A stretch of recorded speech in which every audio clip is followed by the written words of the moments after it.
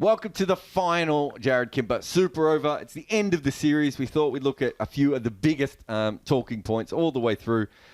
Jaiswal can bat.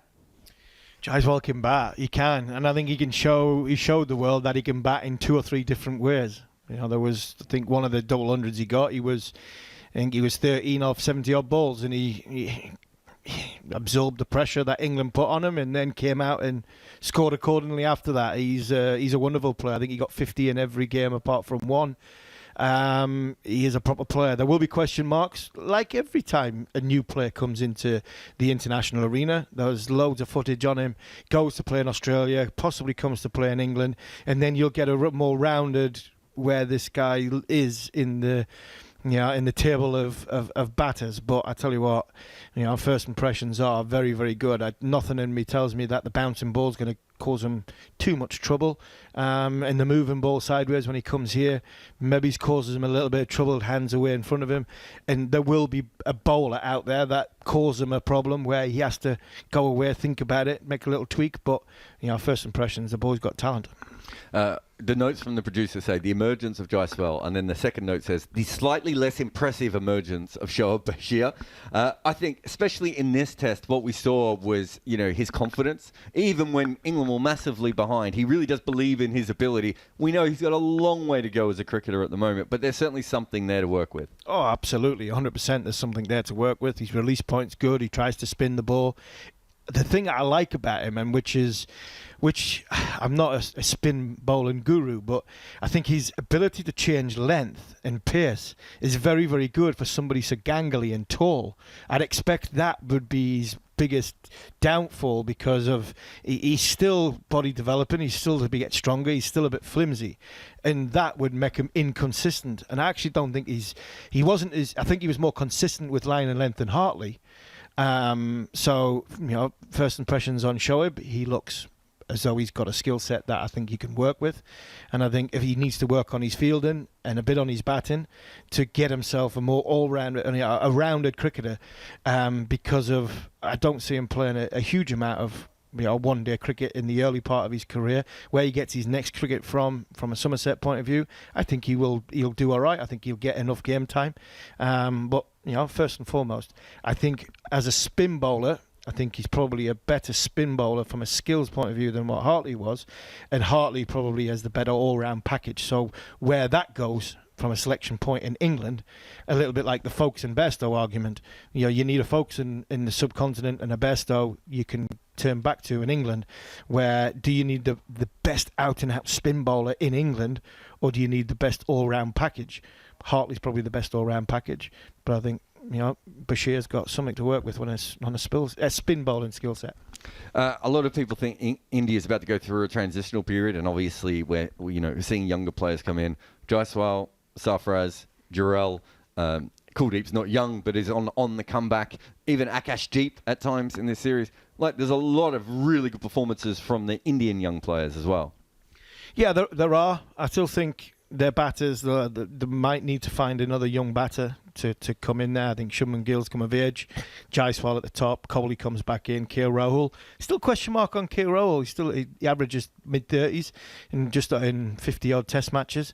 Sarfaraz, he will be somebody I'd be intrigued to see in Australia or in England. I think the bouncing ball or the ball that moves will definitely cause him a few issues.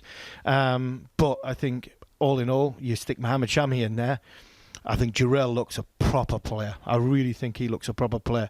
In a way that if you've got, Jadeja at 6 and Jadeja at 7, I think Jarrell could go over top of him at 6.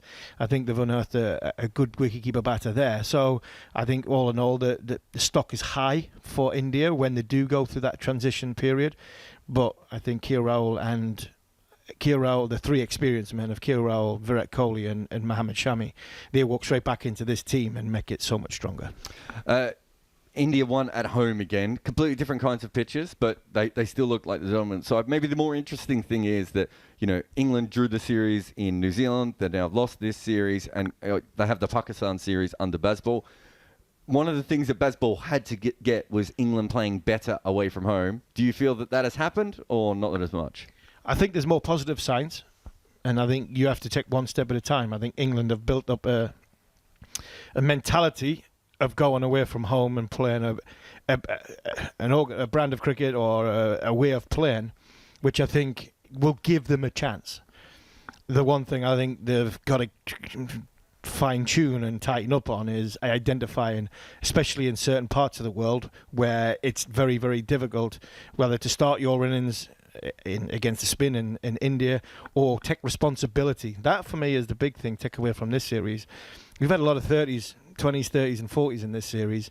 That, for me, is a cop-out because you have to take responsibility in this part of the world. Don't leave it for the next man coming in, because when you get out, he's under immediate pressure because of the spin, the pressure of that situation, men round the bat, everything that goes with it. When you go big in India, the likelihood is if you get a batting unit that can go big individually, then you've got a better chance of winning. I think the mindset of this team now, from New Zealand, from Pakistan and from India, is far, far better and more chance of winning than what it was before. But they're still making elementary mistakes, which is putting pressure on the rest of the unit, and why they are in games but not winning games and winning series. The other thing with England is, it's probably fair to say at the moment that they do need an all-rounder in the side. I mean, they basically tried to make Joe Root into one, and Ben Stokes ended up bowling. They do need an all-rounder, don't they? Yeah, 100%. They need an all-rounder in this series with the spin bowlers they had. I think that was evident. But they'll have one come July. I've got no doubt that Ben Stokes will be back to fighting fit, fighting best, and he'll be back bowling. And then you've got a team with a genuine all-rounder in it and a world-class all-rounder in it.